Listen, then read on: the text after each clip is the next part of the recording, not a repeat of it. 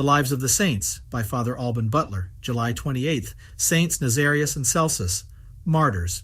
From two sermons delivered on their festival, the one by St. Ennodius, the other passes under the name of St. Ambrose, and was written soon after his time, perhaps by St. Gaudentius of Brescia, also from Paulinus the deacon in his life of St. Ambrose.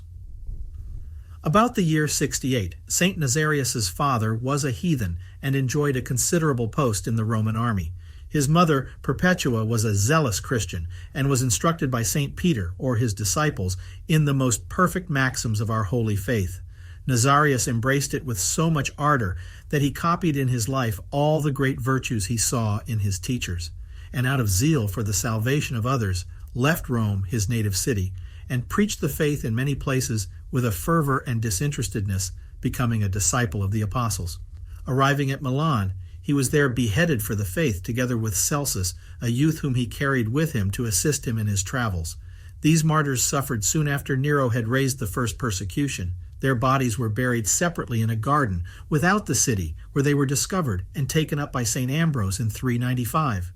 In the tomb of St. Nazarius, a vial of the saint's blood was found as fresh and red as if it had been spilt that day. The faithful stained handkerchiefs with some drops, and also formed a certain paste with it, a portion of which St. Ambrose sent to St. Gaudentius, Bishop of Brescia. St. Ambrose conveyed the bodies of the two martyrs into the new church of the apostles, which he had just built. A woman was delivered of an evil spirit in their presence. St. Ambrose sent some of these relics to St. Paulinus of Nola, who received them with great respect as a most valuable present, as he testifies. The martyrs died as the outcasts of the world, but are crowned by God with immortal honor. The glory of the world is false and transitory, and an empty bubble or shadow.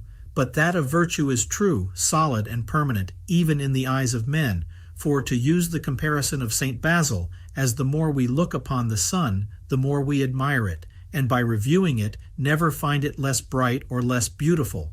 So the memory of the martyrs which we celebrate after so many years is only more fresh in our minds and will be more flourishing in all ages to come.